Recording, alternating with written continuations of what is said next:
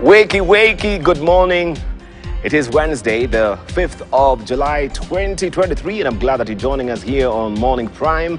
This is Global Today, coming your way, where we discuss matters and updates on foreign policy, diplomacy, and security. My name is Dibala, and as always, I trust that you had a lovely restorative night and you're ready to face the day. I'm flanked by my fellow panelists here. We have Ahmed Hashi and also Prof.Noah Midamba, who are looking like soldiers. Look at Hashi, the way he's like he's a aide de camp here, and also Professor Noah Midamba as well. Now everybody knows how tall I am. If you've never seen how tall he is today, now you get. I look like a dwarf here.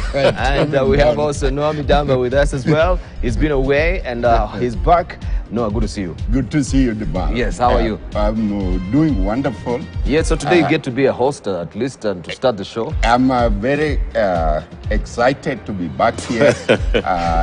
Let me just say to Kenyans, Yes. citizens and everybody, the world is volatile today, given what has happened in Russia.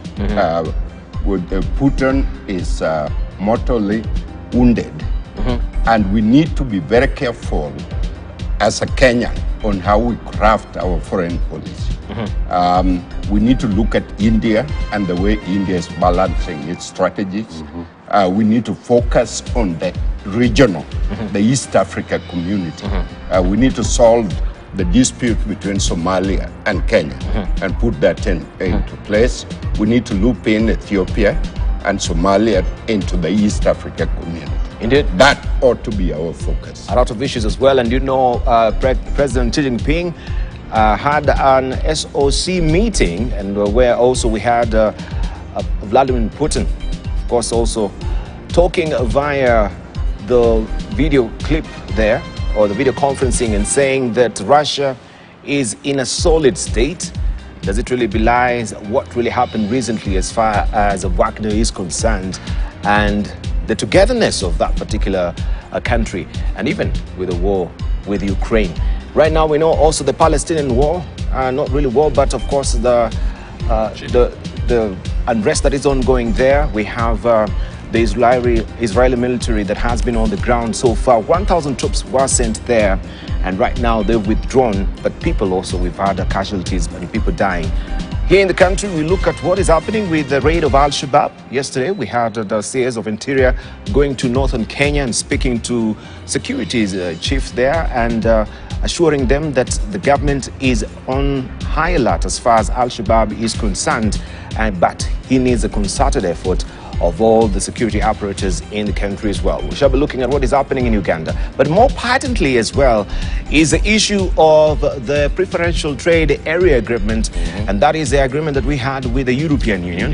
It seems also that the East African community is taking special umbrage with that, and their concerns that Kenya did not really consult as far as this agreement is concerned. This is not the first time that Kenya has been on the spot. We had also President Uhuru Kenyatta and Donald Trump, where they signed a free trade area agreement with the United States, but the East African community was not involved. But the more poignant question is this agreement also undermining the Africa Free Trade Continental Area, right? What will happen as far as that is concerned?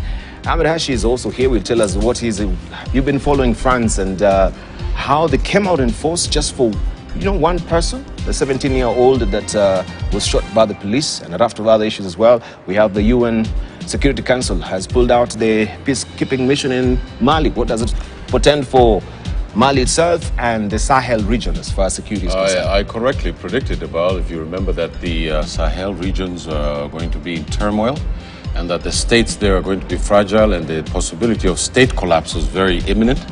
It is starting to show.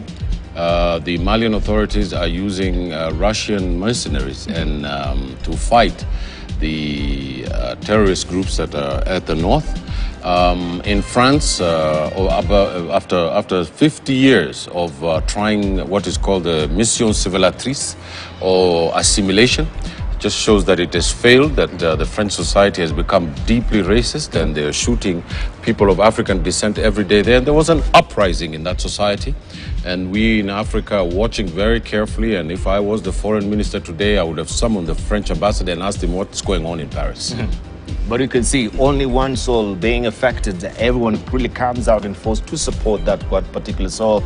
It really goes to show that, yes, France is in one unit as far as the sovereign are concerned. Talking about the sovereign, we have Raila Odinga who's saying the people will be back on the streets on Friday. What does it really portend? The talks have collapsed, but now we have also the demonstrations back, and this will be on Sabasaba. Right, Noah Midamba, you are also a historian.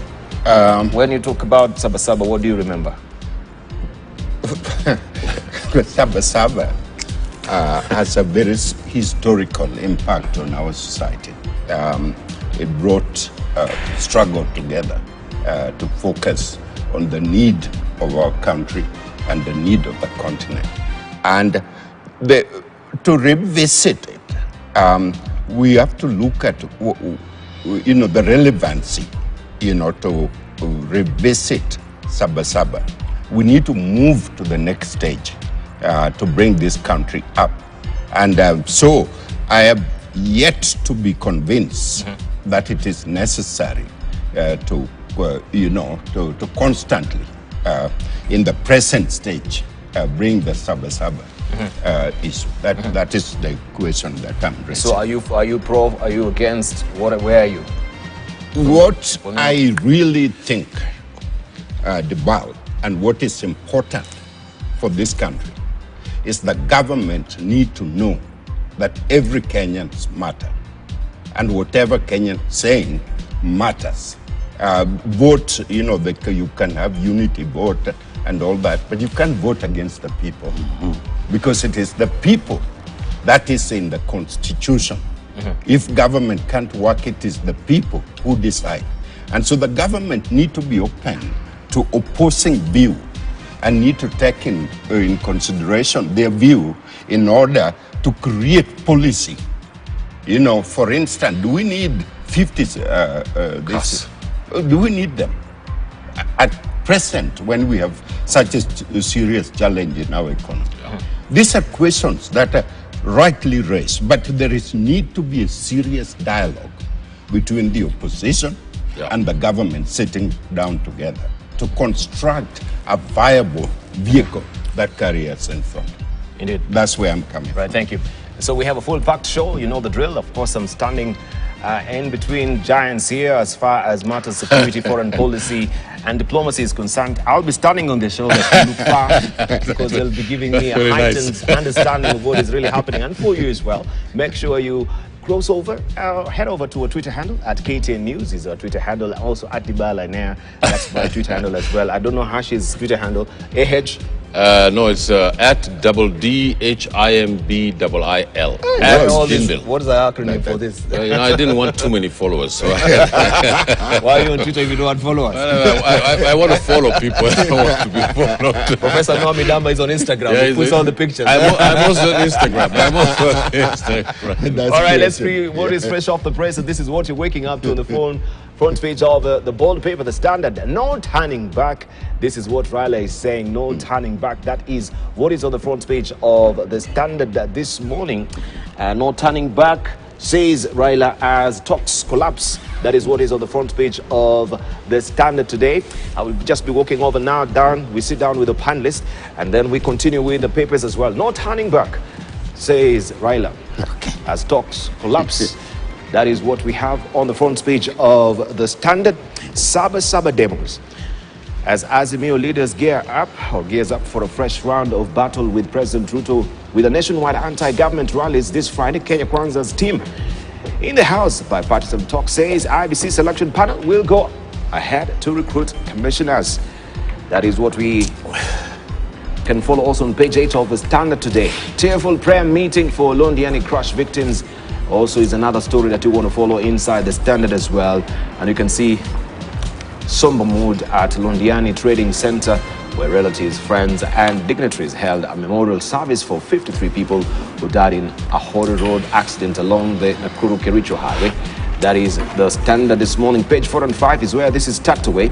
Also exposing exams or exam theft syndicate and social media abuse is another story that you can follow on page 2 of the Standard. Mboya, hero and a thorn to some. Pain for travelers as fares go up by up to 20%. That is on page 14 of the Standard. And dilemma for luxury car buyers. Football's expensive signings. That is on page 40 of the Standard today. Let's move on to see what we have on the front page of the Daily Nation. Royal succession plans afoot for a national mass movement of change that brings everyone on board. And it is time for a change, or is it time for a change? That is the abiding question on the front page of the Standard today. Frustrated that their noble agenda to save Kenyans heaving under the weight of increased taxation and a high cost of living is being trivialized and politicized because of the Odinga factor. Some in the Azimio la Umoja One Kenya coalition are plotting a shift in their game plan, one that will see the ODM chief take a backseat as new faces emerge to take on President Ruto. This is the story that you want to follow on page 4 and 5 of the Daily Nation this morning. Kenya's first quarter growth, second highest in 5 years, says new Kenya National Bureau Statistics report, and that is on the back page of the Daily Nation this morning. New tax puts Ruto's cheap gas cylinders pledge in doubt. And it says that the President William Ruto's promise to lower cost, or the cost of gas cylinders, could go up in smoke after Kenya opted to suspend the application of the East African Community Concern external tariff of zero import duty in favor of 35% for the next 12 months.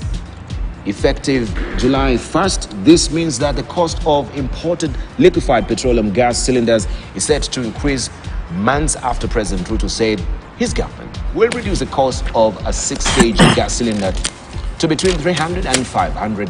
That seems not to be a pipe dream, and you can follow the story on the back page of the Daily Nation this morning. Also, raising a child with suicidal thoughts, experts refute that today's children are emotionally weaker, saying broken parents have passed trauma on to their children, making them stressed. You can follow the story also inside the Daily Nation this morning. On transport, Murkomen wants PSVs fitted with cameras to curb crashes. The government is pushing for the use of technology to catch traffic offenders and also impose punitive fines in a bid to curb road carnage. That is a story that you want to follow inside the Daily Nation there. On transport, the government is pushing for the use of technology to catch traffic offenders and impose punitive fines in a bid to curb road carnage. There is a probe, and this is all about the KEMSA scandal. Tum distances himself from 3.7 billion shillings KEMSA net scam. On this one, truth be told, my department was not involved. Former Medical Services Principal Secretary Peter Tum tells senators. And that story continues on page 10 of the Daily Nation this morning. Let's see what we have on the front page of the Star. This is what you're waking up to on the front page of the Star. Showdown as Raila calls fresh protests. End of talks. In the past, police have used tear gas and rubber bullets to disperse crowds. Azimio urges supporters to turn up in large numbers from a major rally at Kamukunji. That is on Friday. This story continues on page 6 of the Star this morning. And you can see him flanked by his political operatives, so to speak: George Wajakoya, Eugene Wamalwa, Kalonzo Musyoka, Rodney Ogendo, Raila Odinga, Frederick Okango, Martha Karua, Wycliffe Oparanya, Jeremiah Kioni, and Mwangi Wairia during the Azimio One Kenya press conference in Nairobi yesterday. That is a story that you want to follow inside the Star, and why impeaching CECs won't be a walk in the park for MCS. That is a proposed law, and mother of a girl with rare syndrome seeks to raise 2 million shillings for surgery. You can read her story there on page 2 of a deformed skeleton there. That is inside the Star today. Now, court sets tough new terms for President Ruto in rehiring of CSs.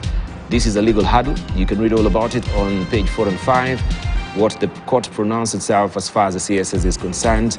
And if it's to do that, it has to take Parliament to come up with a new bill to try and enact that position of the CSs. That story continues on page 4 and 5 of the Star this morning. People Daily.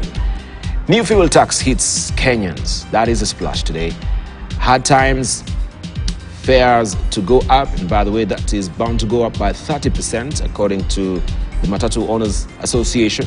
So brace up yourself for the hike. Matatu Owners Associations made today to ratify decision increasing fares by 20%. It says here, other dailies it says 30%. Key ruling today, court set to rule on case filed by Senator Okiya Omtatah challenging the new tax law. And even as they're ruling on this, we have Azimio also who they've filed also their petition with the courts regarding the Finance Act that was yesterday and paying at the tail. Higher fuel prices will increase production costs, which will raise price of goods and services. Also, optimistic outlook. Central Bank Agriculture CS Lenturi says food prices to come down once harvesting start. We eagerly are waiting to see that. Sabasaba protest will be about cost of living. This is what Raila is talking about. As Azimio leader Raila Odinga says civil disobedience, tax boycott and picketing will start on Friday when he will announce a raft of protest measures. And Kenyans have spoken and they are not happy. This is according to the latest poll by TIFA. Prices of flour, sugar, edible oils and fuel, the most mentioned since election, and 69% oppose housing levy. This is what TIFA reveals. You can see 51%, this is sugar, 34% petroleum products, 61% unga, and 25% cooking oil. You can decipher for yourself by looking keenly on that particular report inside the People Daily. And on top here, we can see a woman praying for survivors and 52 victims, or 53, according to other dailies as well, of the Londiani tragedy during yesterday's interdenominational service officiated by Deputy President Rigathi Gachagua. That is a story that you want to follow inside the People Daily and their tough measures, where Transport CS Murkomen says public service vehicles will be fitted with cameras, among other gadgets, to curb road fatalities. That is the People Daily this morning. Also, economic shock there. Workers to pay more for commutes even as they face higher cost of goods and services over VAT on fuel. That is the sub-headline. I missed out reading for you, but it's related to the headlining story on the front page of the People Daily this morning. Taifa Leo, matatu or matata ya matatu yaanza. That is the splash today. Wamiliki wa matatu waongeza nauli kufuatia kupanda kwa bei ya mafuta. Asilimia 30, that is the percentile that it will be increasing. And we have Matatu Owners Association here saying Wakenya wanaosafiri kwa magari ya matatu kuanzia leo watahisi makali ya sheria mpya ya fedha baada ya chama cha wenye matatu Kenya kutangaza kuongezwa nauli kote nchini. You can follow the story on page 2 of Taifa Leo this morning. Also on the side, but there wengi watilia shaka nyumba nafuu. That is their concerns and doubts about the housing and the housing levy. And also inside we have majibu ya CBC na KCC Kiingereza. That is what really comes in as an insert as you buy Taifa Leo as well, if you're sitting for your exam. Raila tangaza maandamano tena Ijumaa. All that tucked away on page 2 of Taifa Leo this morning. Let's see what we have on the front page of the Business Daily. Kenya GDP reverses 7 straight dips to grow 5.3%. That is the optimistic look or outlook that we have from the economy side of the country. Economy expands fastest in 4 quarters, it says. Growth slower than 6.2% in the same quarter last year. And it's a rebound there. Kenya's economy has reversed 7 straight back-to-back quarterly growth declines after pulling out of a prolonged electioneering period and a season of jobless growth defined by elevated inflation. The latest official numbers show that the economy in the 3 months to March posted the fastest growth in the last 4 quarters, defying the high cost of living driven by a prolonged drought. And that is from the Kenya National Bureau of Statistics. Also, you have an illustration there. The growth rate in Q1 reversed a slow expansion trend recorded over 7 years. And you can see from 2021, Q2, up to Q1 2023, how that has actually been dipping, but right now is rising. We had 2021, that growth at 10.3. Then it dipped to, in 2022, Q4 to 3.7. But at least now defying all these externalities, inflationary also spikes as well, and drought, it has been resilient. It's rising now at 5.3, and we hope it will steadily continue to go up to stabilize the already economy in the doldrums. That is the Business Daily, splashed this morning, also still on the front page of the Business Daily. Now, Kenya Revenue Authority Board wants to limit term of next Commissioner General. They will pare down with 2 years. The Board of Kenya Revenue Authority has cut the term of the next Commissioner General by 2 years, even as it extends the period for searching the successor of Githi Mburu, who resigned on February the 23rd. And that story continues on page 2 of the Business Daily. And on the sidebar as well, you have the A to Z of Kenya's trade pact with EU. And by the way, we shall be discussing this also with the panelist. The East African community has raised scruples with our signing a pact with EU regarding the preferential trade area agreement, and their concerns that Kenya has been sidelining its neighbors when it comes to consultation. And you can read all about that also inside the Business Daily. There is also the East African as well that is headlining that story. I'll show you just momentarily. The pray for beauty industry as KRA delays 31 or 316% stamp duty increase. Millions of consumers of cosmetics and beauty products in the country have been spared from paying more for the goods they use to boost appearances after the taxman postponed indefinitely the move to quadruple stamp duty. And foreigners turned into net buyers of NSE shares in June. Foreigners or foreign investors at the Nairobi Securities Exchange turned into net buyers in June as they accumulated Safaricom and EABL shares as part of a media frontier market portfolio realignment. That story continues inside the Business Daily this morning. And why Dar es Salaam Security Exchange trading fell sharply in first half of 2023. That is another story that you want to follow inside the Citizen. If you're waking up in Tanzania, habari yako, habari ya asubuhi, you can actually grab a copy of the Citizen to read all the details why the DSE trading is falling sharply in the first half of 2023. Registered investment projects hit 10-year high. That is at 328 million shillings. That is Tanzanian shillings. And deadlines on Africans' contested borders nears. You can follow the story inside the Citizen. In Uganda, government moves to regulate DNA paternity testing. Is a splash that you want to read on the front page of the Daily Monitor if you're waking up in Uganda. Also, Oyam goes to the poll tomorrow, and these are the contestants. You can see their faces here. It's a by-election happening in Oyam, and also Uganda drivers protest over colleagues held in South Sudan. Their colleagues are held in South Sudan, and you can see the trucks are packed. No logistics activity or logistical activity was happening between the borders of Uganda and South Sudan. That is the Daily Monitor for us today. In Rwanda, Kagame on toughest challenges Rwanda faced after liberation is a splash that you can read on the details inside. And as you can see, President Kagame responding to different questions during a televised conversation dubbed as the president of the public broadcaster RBA in Kigali on Tuesday. That is yesterday, the 4th. Kagame said that Rwanda's toughest challenge was rebuilding a shattered nation, uniting its people and making them understand their history. This story continues on page 3 of the New Times. And RDB seeks autonomy in recruitment, fixing expatriates' salaries as well. And the forces that RPA defeated to liberate Rwanda. It's all about history. You can follow the story on page 4 of the New Times. In Rwanda, the East African, as I said, is wary of EU-Kenya trade deal.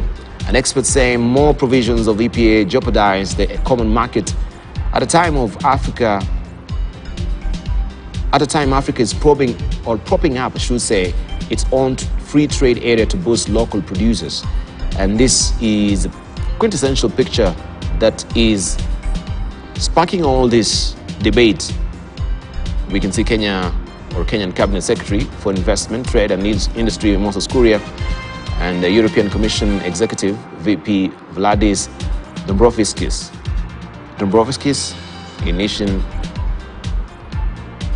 Initial the Kenya-EU Economic Partnership Agreement at State House, Nairobi. President William Ruto and his deputy Gachagua also were witnesses of this. This is what is on the front page of the East African this week. And Kenyan shilling vanishing from Ugandan market. The unit has lost ground against peers, causing panic selling. And maize prices plummet in Dar Overbank. Farmers want rules shelved as prices fall by over half. That is a story that you want to follow on page 10 of East African today. That is East African. In China, we have Xi urging SCO to uphold solidarity. He also proposes scaling up of local currency settlements. And we had also the Russian President Vladimir Putin speaking on this particular Shanghai Cooperation Organization that was organized by India. And he spoke via video saying Russia is in a solid state. And this is following the development of the fallout between President Vladimir Putin and the leader of Wagner. You can follow the story also inside the China Daily on the SCO that is bound to uphold solidarity. U.S. strategy on China inconsistent, ineffective. That is a story that they're talking about. And we have IAEA nodding for West water dumping plan. All that is happening in China. This is a China Daily, the global edition. Looking at the editorial cartoon, this is what Gado has drawn for us today. And this is what is happening in Palestine right now. The international community is just jumping over corpses. As you can see, the massacre that was there. 1,000 troops from Israel were deployed. And right now, all these forces have withdrawn. That is the latest edition that we do have, but also fatalities, as you can see, and a death have happened. I don't know what Ahmed Hashi will have to say regarding this editorial cartoon that is in the Standard this morning and what is happening with the Palestine-Israeli warring faction. Good morning, fellow Kenyans. The Israelis have become, for a very long time, an apartheid state.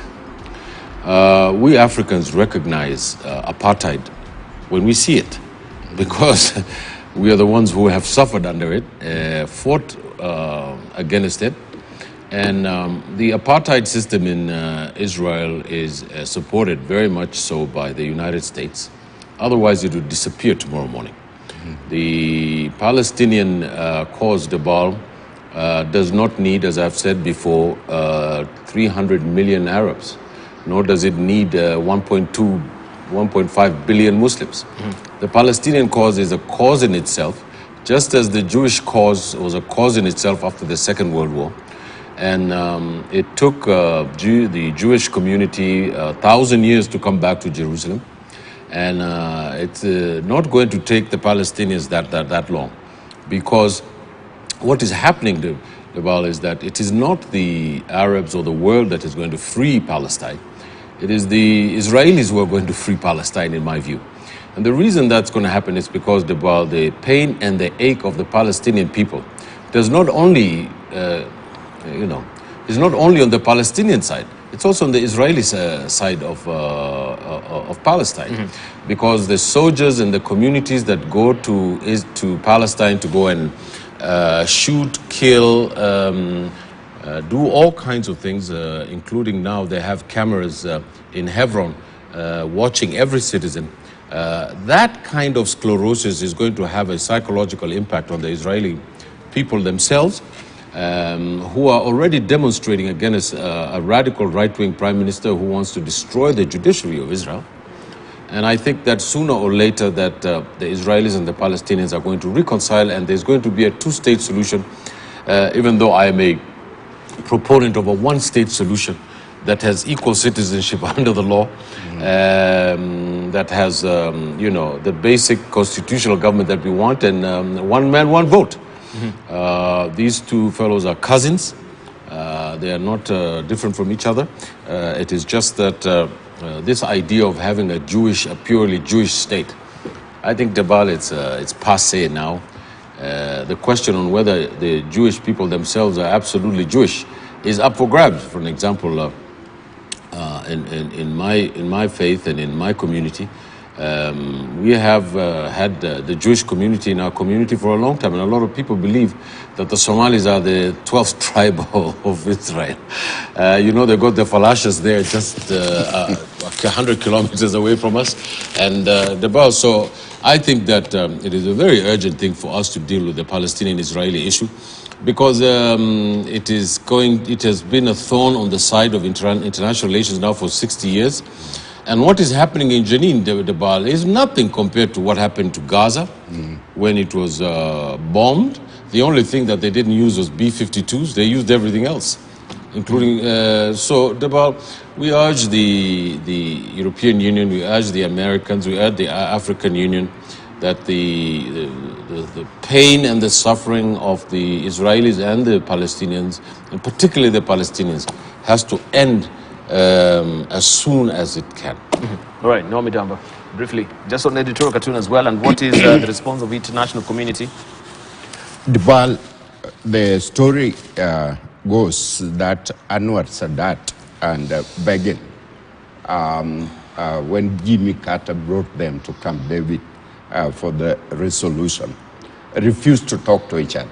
The group went on the side and completely could not get along. But Anwar Sadat happened to be walking around by himself, and Begin was also doing the same thing. And Anwar Sadat approached Begin and say, if you and I don't solve this problem, there won't be any state left. All our children and grandchildren will continue to kill each other in the future. And after many trials of bringing these two people together, they came together. They signed Camp David Accord. These are two people that are completely opposed to each other. Anwar Sadat said we'll never bend his leg to a Jew. And Begin say we'll never talk to Anwar Sadat anything. But they came together, they signed an agreement, and followed by really good, peaceful expectation of bringing two states together. The two-state solution, and I concur with my friend here, the two-state solution is the only way. There is nothing else. I have traveled back and forth in Israel, and majority of the Israelis want peace. But there is extremists, which include the current Prime Minister, extremists that don't want any peace at all, which create what we call apartheid in the 21st century. Apartheid in the 21st century is not good for the Jewish children, the Jewish people. It's not good for the Arab people. There has to be a solution.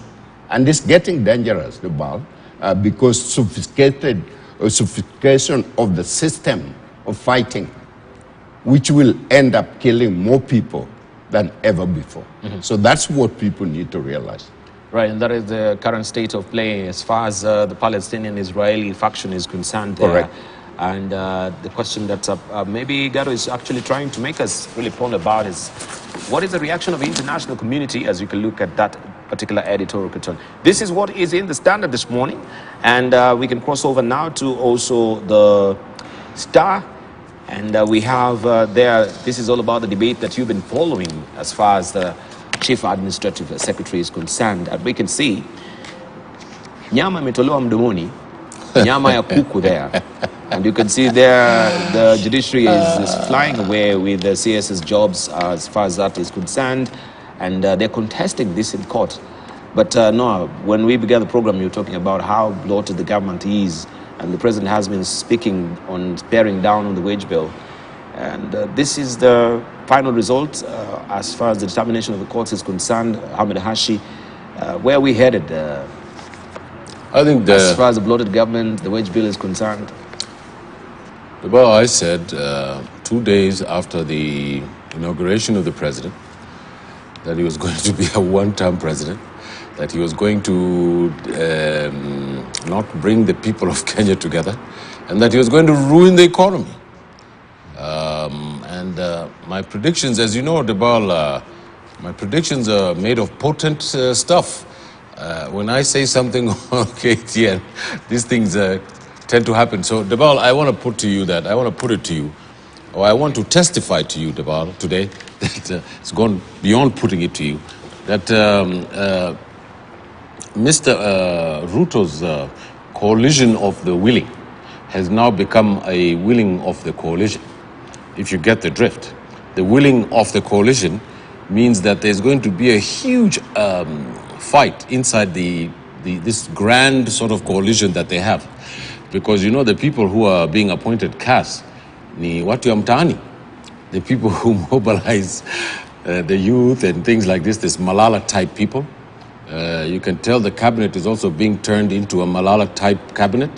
You know that Mr. Malala, who is the Secretary General of the party, who has no business in cabinet, is sitting there as a rungu for Mr. Ruto, just if any of these cabinet secretaries dares raise their head.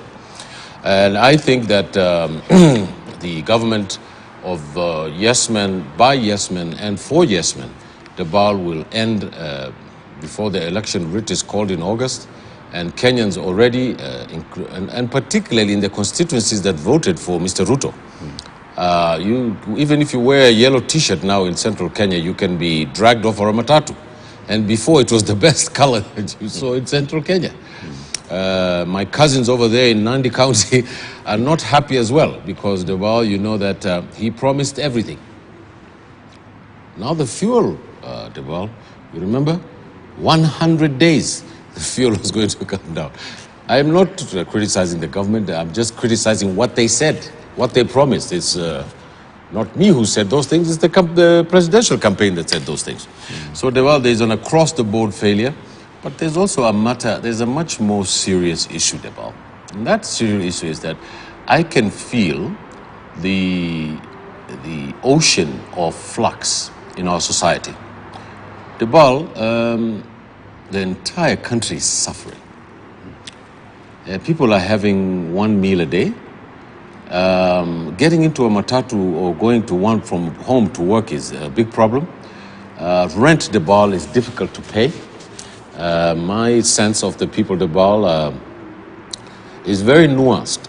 And I believe, Debal, that on Friday, when the opposition starts its rebellion, I think that they're going to be joined by Kenyans, not because they're supporting Azimio or they're supporting the Raila Odinga, but they're just opposed to William Ruto. And I think, Debal, that this taxation tax this country to the bone. I hear that they want to now get on the M-Pesa transactions, so that if I send money to you or to it gets taxed. Debal, you know, every revolution in the world has started with the taxes, Debal. And here in Sudan, if you remember, one morning, the women went to the shop and they found the bread had been 3 times the price, and they just started demonstrating, and the government fell. Debal, I think the political elite in this country think Kenyans are a joke, that they're just going to take it, that everything can be done. Utadu, wataona Friday. But you sound a bit very polarized, Ahmed Hashi. You're just speaking out your heart as it is. Let me just hear from regarding this particular editorial cartoon and the CSs. Yes, and, although you mentioned it. Debal, I teach 3 classes, graduate classes in Uganda, which is attended by 55 students from 11 countries in Africa. I have senior general of military. The general in charge of Uganda presidential is part of my students. They are senior police, senior intelligent people. The most important thing is Kenya had risen to epics in terms of leadership of East Africa. It was a consistent focus. We had our fault. We have our issue. We were not perfect, and we are not perfect now. But we command the largest economy, the most professional military and security, the highest education standard that we have created, a fairly good health system, though it's not reached to the standard where it has reached. Kenyans are watching for that. And so you see what has sustained America today is you can have Reagan, who is very extreme conservative, and you can have Trump, who is extreme in his self, and you can have Barack Obama. But the system itself, the American government says, is sustained. You bring these extreme people, extreme dialogue together to really focus on the best interest of America. And so what I'm saying here, and what my friend Hashi has expressed, is there is a lot of greenhorn in the government. You know, a CS come in a restaurant and you don't know what CS for. You know, and all these people are in. Secondly, they don't seem to be disciplined. There's a lot of pronouncement, or in terms of policy and everything, going back to literally to Moi era. So the president is smart enough. You know, he's the president, he ran, he succeeded. What he need to do is to have disciplined government. He need to be the spokesperson of the country, or the person designated as the speaker. We don't need to hear 5 people saying 5 different things, and then you now trying to wonder what is happening. Then the next day there is tax, and then people are suffering. Kenyan people, if you travel to Mombasa or travel to Western or travel to where, people are suffering, ordinary people, sending their children to school, health care is completely out of control, food, just ordinary food. So someone ought to listen.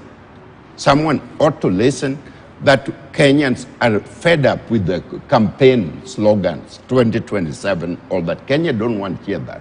Kenya want to hear really active implementation of the program that they have proposed, like KPI for every CS. Mm-hmm. What have you done? What are your progress? What are the challenges? How can Kenya rally together in order to help them? And so I see really a demarcation, a separation. So the rest of Africa are asking what is happening to Kenya. And this really come to the leadership of East Africa, because they're all asking, where does Kenya stand on particular issue? And where is Kenya going? And if you look at the Kenya currency, the BAU, and South Africa rand, were the 2 currencies that were used for business in Africa. We're running down. Kenya money is running down right now. So what is happening? And so we have 4 years to go. We cannot continue with this 4 years.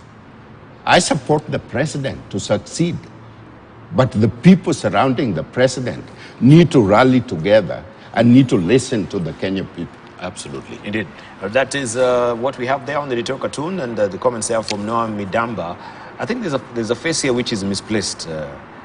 If you look at the CSS, because this looks like the face of Malala, but it's not part of the CSS. You know, maybe it was not really missed it here. You know the concept of Malala is the spiritual thinking of our president.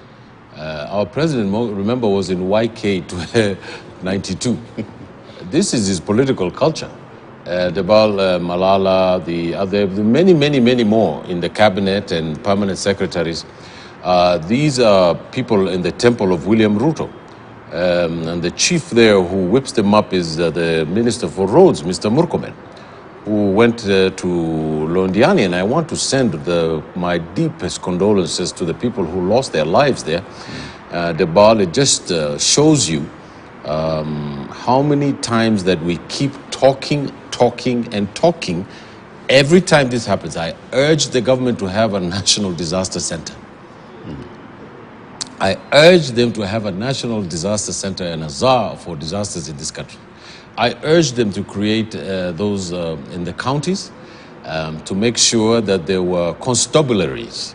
This is an old English system that we used to have, a constabulary, in which, these people were specifically on the highways dealing with the issues of these fast-moving buses.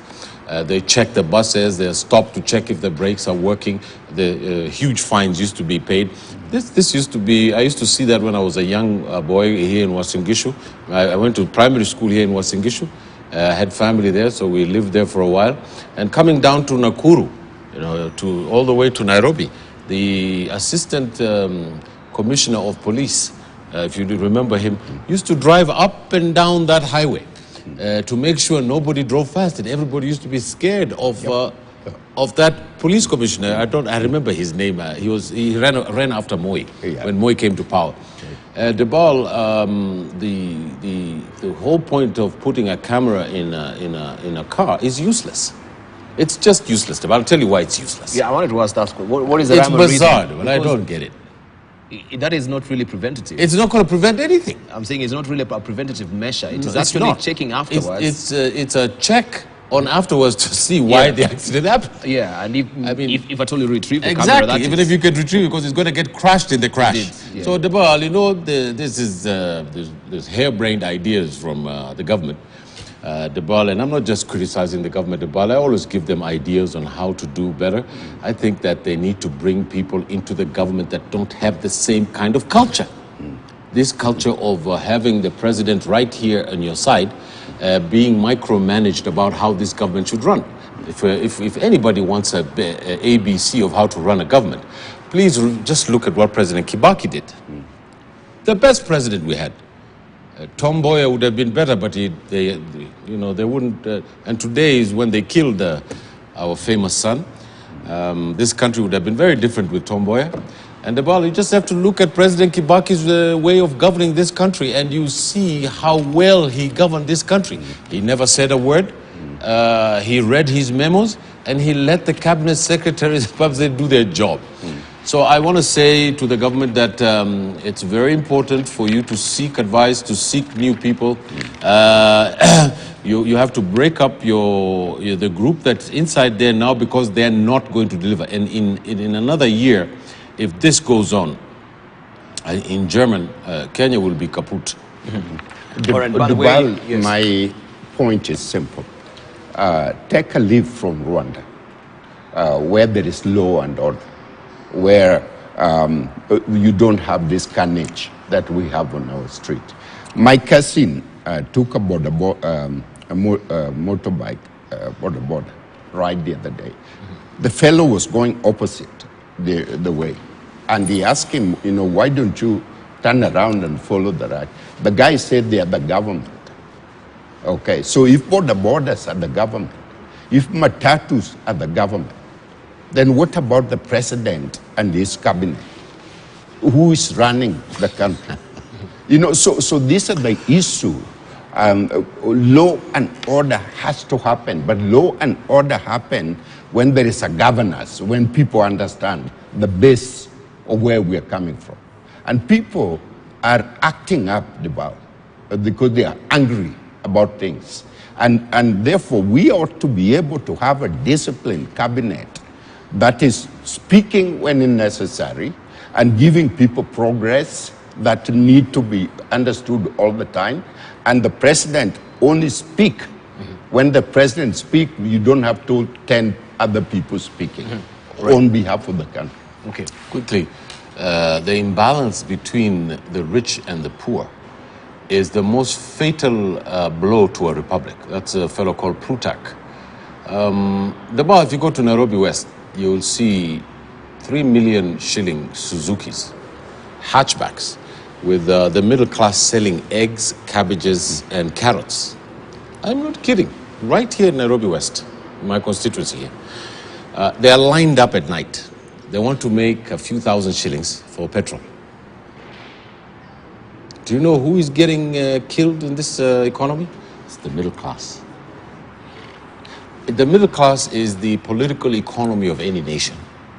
If the middle class, Debal, is squeezed in this way, they will not be able to create jobs. They will not be able to run the economy. They will not be able to produce the intellectual capacity to run institutions, Debal. And you know what's happening? 70,000 passports have now been signed up at the ministry, at the immigration ministry. Our talent wants to go to England, Sweden, Canada, the United States. Debal, I believe that the government of the people is a sovereign government that's been elected. Whatever the cases the opposition has with them.